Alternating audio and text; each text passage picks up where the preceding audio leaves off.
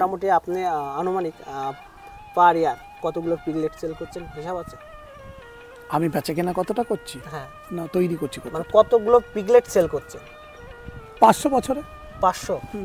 আচ্ছা, 500 মোটামুটি 4500 করে সেল করছে। একবার ক্যালকুলেশনটা করে নিন যে কত টাকা পিগলেট সেল করছে। নমস্কার, দেশ বিদেশ থেকে যেখান থেকে আজকের এই প্রতিবেদন দেখছেন সবাইকে আন্তরিক প্রীতি ও শুভেচ্ছা।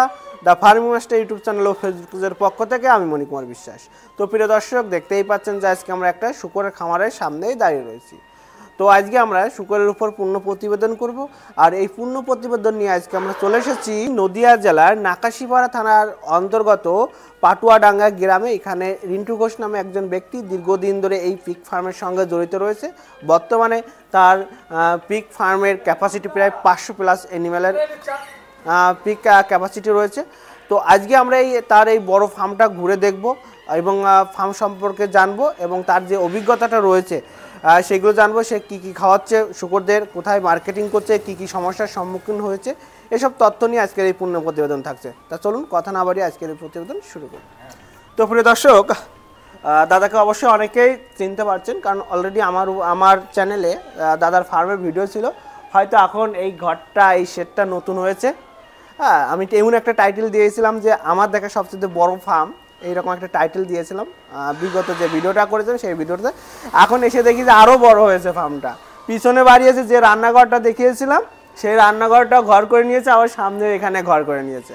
তো দাদাকে যারা চেনেন না তাদের জন্য আমরা একটু পরিচয় পর্বটা সারবো। দাদা নমস্কার। নমস্কার দাদা আপনার নাম পরিচয় একটু বলুন। আমার নাম সৈকত শোভন ঘোষ, পাটুয়াভাঙ্গা বীরপুর 1 নং পঞ্চায়েতের PS নাকাশিপাড়া, নদিয়া ডিস্ট্রিক্টে বাড়ি। আচ্ছা, কতদিন ধরে আপনি পিগ ফার্মের সঙ্গে জড়িত রয়েছেন? লকডাউনে শুরু করেছি, সেটা হচ্ছে 20 সালের পরে এবং 20 মাঝামাঝি থেকে শুরু। আচ্ছা আচ্ছা, মোটামুটি 4 বছর এখনো কমপ্লিট হয়নি।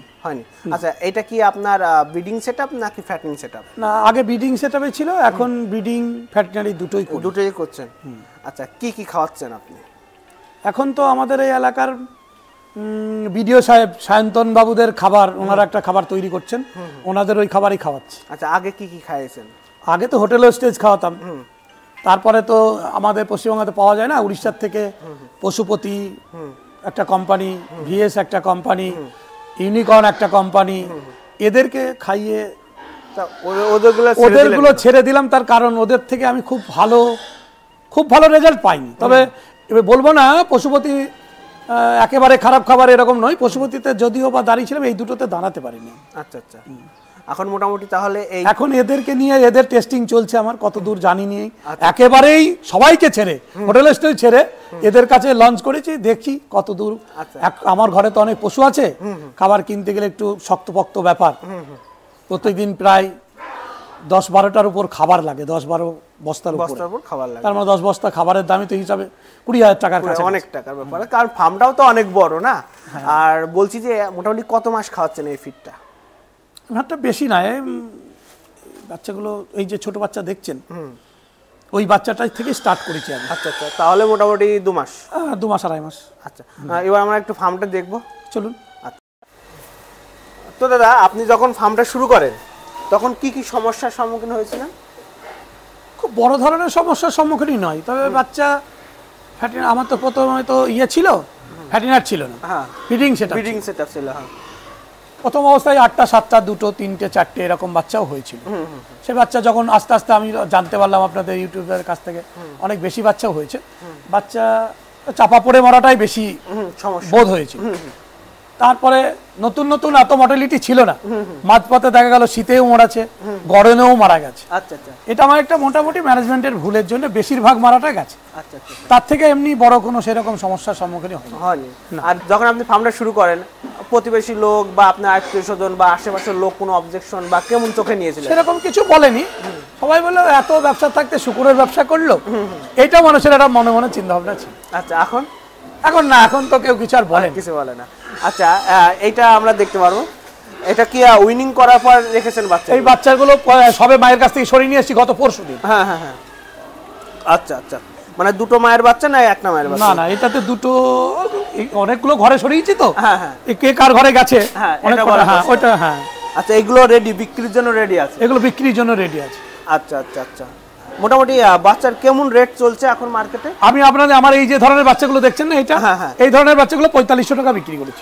কত কেজি ওয়েট আছে? ওটা 10 কিলো ধরেন, 10 থেকে 10। আচ্ছা আচ্ছা আচ্ছা আচ্ছা। একটা প্রবলেম যে আমরা একটু ওই ঘরটা দেখি, যে যখন দাদা অনেকেই বলে যারা নতুন ফার্ম শুরু করবে তারা বলছে যে মার্কেটিংটা করব কোথায়, মার্কেটিং নিয়ে তারা খুব টেনশন। এই পর্যন্ত যা দেখলাম তাতে শুকরের মার্কেটিং এর অসুবিধা কিছু নয়, কারণ আপনি যে অনেক বড় ফার্ম দেখতেই পাচ্ছেন, কারণ যে ওই সাইডে কত বড় মার্কেটিং এ। সত্যি কথা বলতে যদি সেই ধরনের শুকর দেয়া যায়, আসামের গাড়ি এসে ডাইরেক্ট গিয়ে আসামের গাড়ি আসছে, আমাদের এখানে কোনো না কোনো ছেলে ব্যবসা করছে, সেটা একটা আলাদা ব্যাপার। দেখুন আমরা 200 টাকা তারা কিনছে, এই 200 টাকার মধ্যে আমাদের কাছে এসে কি বললো দাদা 90 টাকা, কেউ 92 টাকা, 95 টাকা। আমার ফার্মে একটু বেশি, কারণ আমার একদম রাস্তার উপরে ফার্ম, কোনো আপত্তি নেই। অন্য অন্য ফার্ম যেগুলো লোকে করেছে, কেউ একটু দূরে করেছে, তাদের বই নিয়ে আসতে হয়, লেবার কস্ট হয়, ক্যারি কস্ট হয়, তার ফলে তাদের একটা ইয়ে লাগে। তো এই ঘরে 4টে অ্যানিমাল দেখতে পাচ্ছি, এটা কোন জাতের অ্যানিমাল এগুলো? এগুলো একটা ল্যান্ডেজ আর ওই যে 2-3টে ইয়র্কশায়ার আছে। ইয়র্কশায়ার কাছে। তা যারা কমার্শিয়াল বা ফার্ম শুরু করবে তাদের কোন জাতের পিগ নিয়ে ফার্ম করা ভালো? আমাদের এই ওয়েদারে ল্যান্ডেজ আর ইয়র্কশায়ারই ভালো, মোটামুটি গ্রোথের দিক থেকে ভালো।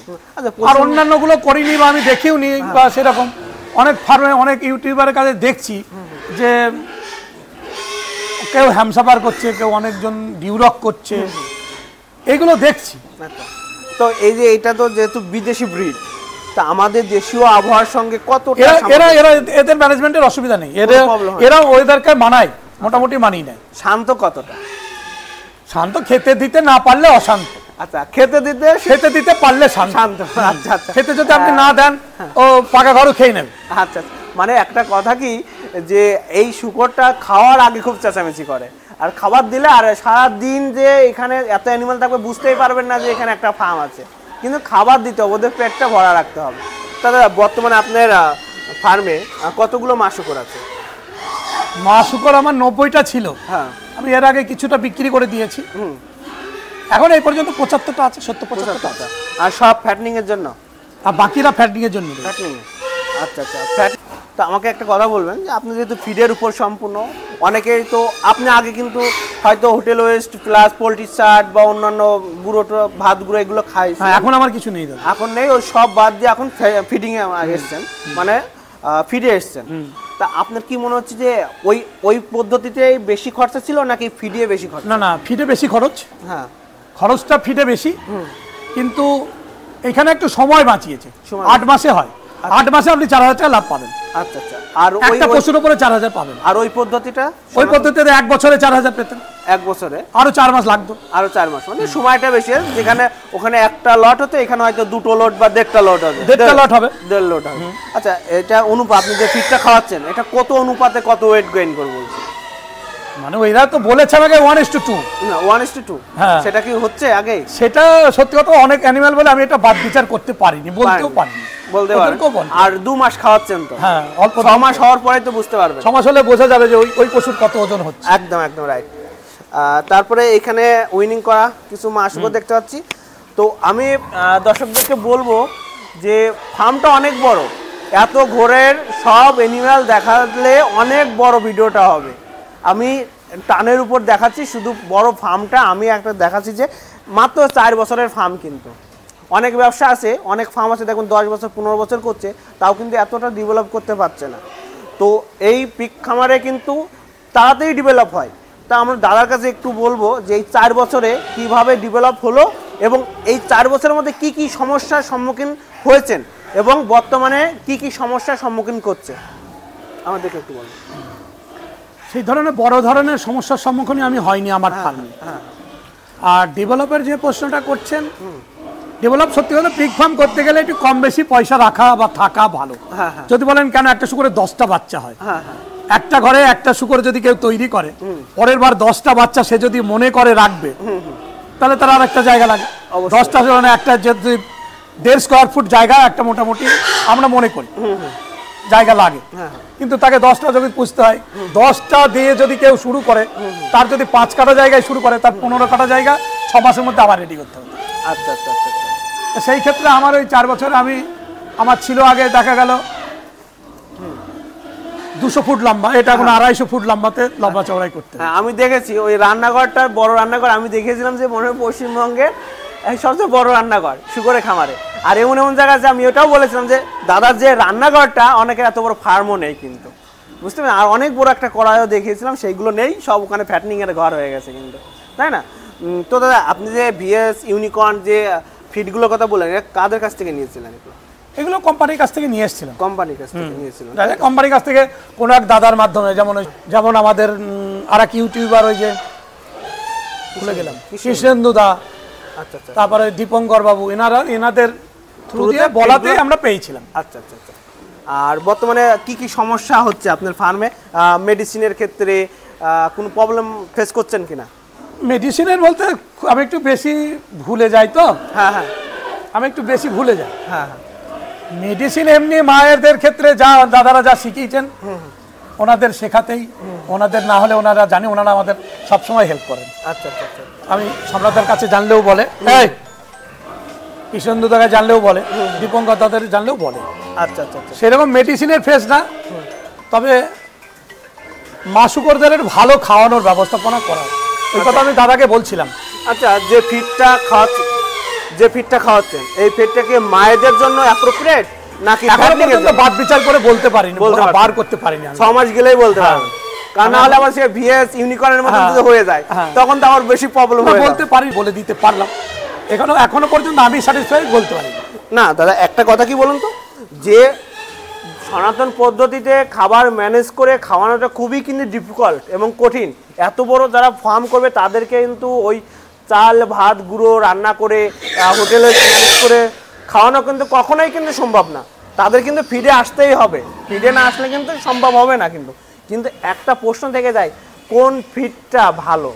আমি 3টে ট্রাই করলাম, বললাম 3টা ট্রাই করার পর এখন লাস্টে আরেকটা চলছে, এটাও ট্রায়াল চলছে, ফাইনাল তাই নয় কিন্তু, এটা 6 মাস খাওয়াবে তারপরে কিন্তু ফাইনাল হবে কিন্তু, তাই না? এই ফিডে দাদা আমার জানা মতে দাদা ফিড খাওয়াতেন, যার কারণে কিন্তু আমি দাদাকে ফোন করেছিলাম যে দাদা আপনার ফার্মে যাব, আমি ফিডের উপর একটু ভিডিও করব, কারণ বর্তমানে চাষিরা ফিডের উপর ঝুঁকছে, কিন্তু প্রতারিত বেশি হচ্ছে। অনেকেই মানে বলছে যে আপনি এটা নিন ওটা নিন সেটা নিন, আবার এক এক কোম্পানি এক একটা কথা বলছে, মানে যার মাল যার প্রোডাক্ট সে বলছে ভালো, বাট চাষিরা সেই অনুসারে কিন্তু রেজাল্ট পাচ্ছে না। অ্যানিমাল দেখায় তো বর্তমানে অনেক চাষি কিন্তু ফিডের উপর আসতে চাচ্ছে, কারণ তারা দেখেছে পোলট্রির সার, চাল গুঁড়ো খুদ, পোলট্রি সার ম্যানেজ করা প্রবলেম হয়ে যাচ্ছে, তারপরে হোটেল ওয়েস্ট ম্যানেজ করার সমস্যা হচ্ছে। আবার যারা চাল গুঁড়ো খুদ খাওয়াচ্ছে সেখানে যথেষ্ট পরিমাণ নিউট্রিশন না থাকার কারণে কিন্তু অ্যানিমেলগুলোর গ্রোথ সেভাবে হচ্ছে না। তার জন্য কিন্তু বিভিন্ন কোম্পানির ফিড খাওয়াচ্ছে। অনেকেই অনেক রকমভাবে বলছে, যে যার কোম্পানি রয়েছে তার কোম্পানিকে বড় করে দেখছে, এতে অনেক চাষিরা লস খাচ্ছে বা ঠকে যাচ্ছে, অনেক টাকা ইনভেস্ট করে ফিড নিচ্ছে, কিন্তু সেই ফিডে কোম্পানি যেভাবে বলেছে সেই অনুসারে রেজাল্ট পাচ্ছে না, যার কারণে কিন্তু চাষিরা ক্ষতিগ্রস্ত হচ্ছে। তো একটা ভালো ফিড কিভাবে চিনবেন? অ্যাট ফার্স্ট হচ্ছে আপনাকে যে কোম্পানি থেকে ফিড নিতে হবে, আপনাকে সেই কোম্পানির ফিডের প্যাকেটের গায়ে দেখতে হবে যে সেই প্যাকেটে অর্থাৎ সেই ফিডে কি কি উপাদান রয়েছে, কি কি ম্যাক্রো বা মাইক্রো নিউট্রিশন রয়েছে, বা কি কি দিয়ে খাবারটা তৈরি করা হচ্ছে, সেটা অবশ্যই সেই কোম্পানির প্যাকেটের গায়ে লেখা থাকবে।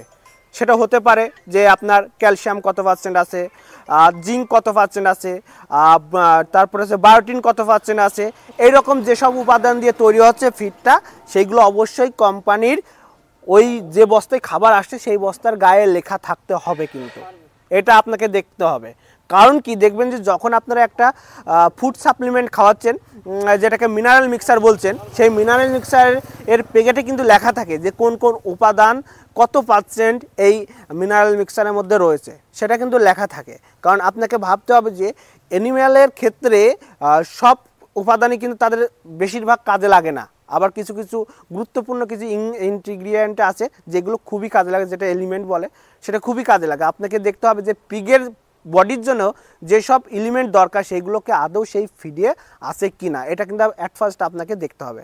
আরেকটা ব্যাপার হচ্ছে, সেটা হচ্ছে দেখতে হবে যে আপনি সেই ফিডটা যখন খাওয়াবেন, আপনাকে টাইম দেখতে হবে যে যখন খাওয়াবেন ঠিক কতটা সময় পরে সেই অ্যানিমালটা পায়খানা করছে।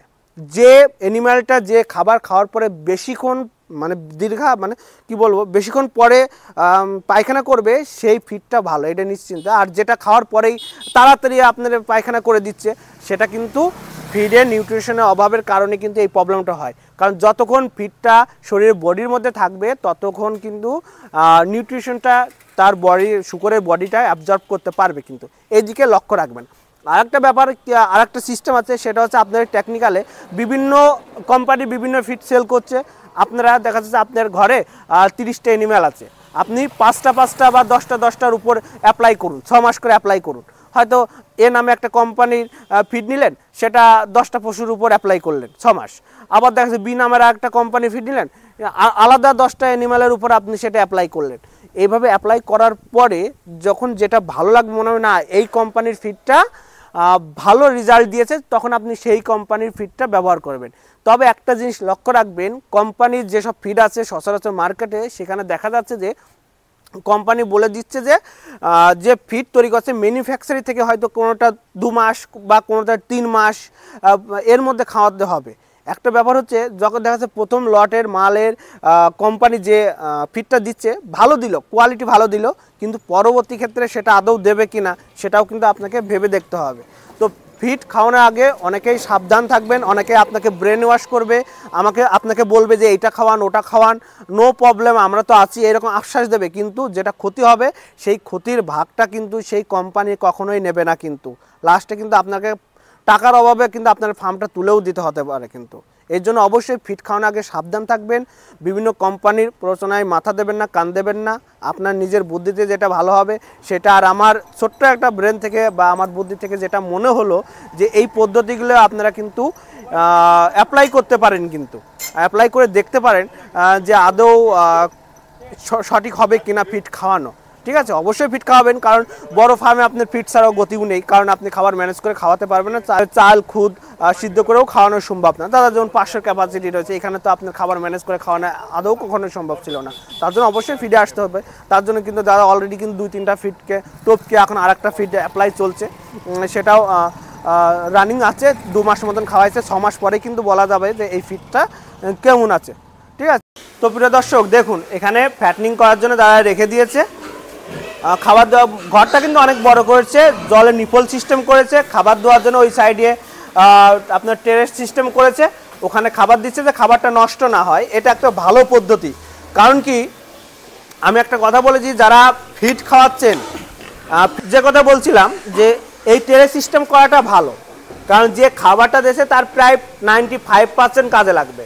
কিন্তু অনেকে দেখুন ফ্লোরিং সিস্টেম করছে, ফ্লোরিং সিস্টেম করলেও প্রায় আপনার 85% খাবার কাজে লাগে। কিন্তু যখন আপনি একটা চৌবাচ্চা করবেন, চৌবাচ্চার মধ্যে খাবারটা দেবেন, তখন কি প্রবলেমটা হচ্ছে বলুন তো, যে মিনারেল মিক্সারগুলো ফিডে থাকছে সেইগুলো হচ্ছে কিন্তু ওখানে হচ্ছে জলের সঙ্গে মিশে যাচ্ছে, আর শক্ত যে দানা খাবার থাকছে সেইগুলো শুকর খেয়ে নিচ্ছে। পরবর্তী ওই অতটা জল কিন্তু শুকর খেতে পারছে না, ওই পরবর্তী কিন্তু ওই জলটা ফেলে দিতে হচ্ছে, তাই না? ফেলে দেওয়ার ফলে কিন্তু সেই মিনারেল মিক্সারগুলো কিন্তু শুয়োরের বডিতে ইন হচ্ছে না, যার কারণে কিন্তু শুয়োরের গ্রোথ কিন্তু সেভাবে পাচ্ছেন না। তার জন্য সর্বপ্রথম ফার্মে খাবার দেওয়ার জায়গাটা ভালো রাখবেন। আর একটা ব্যাপার আছে যে উপরে যে ট্রেতে যখন খাবার দেবে, এর মধ্যে শুকরগুলো পায়খানা করতে পারবে না, প্রস্রাব করতে পারবে না, অর্থাৎ জীবাণুমুক্ত থাকবে ওই জায়গাটা, খাবারটা পরিষ্কার থাকবে, খাবারটা নষ্ট কম হবে।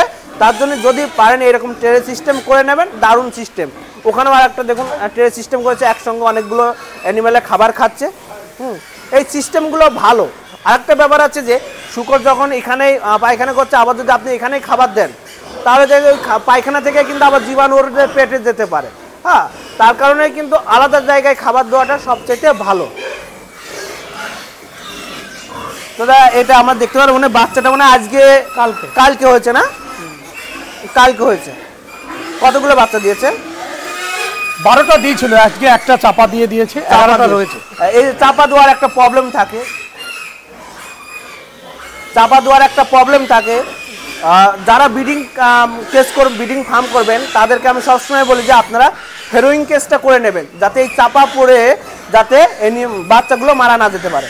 আর একটা জিনিস দেখুন, শুকরের গায়ে কিছু স্পট আছে, দেখতে পাচ্ছেন? এই স্পটটা কিন্তু আলাদা স্পট। আর অন্যান্য শুকরের ক্ষেত্রে দেখবেন সাদা শুকরের ক্ষেত্রে আলাদাভাবে স্পট থাকে, সেইগুলো কিন্তু একমাত্র নিউট্রিশনের অভাবে হয়।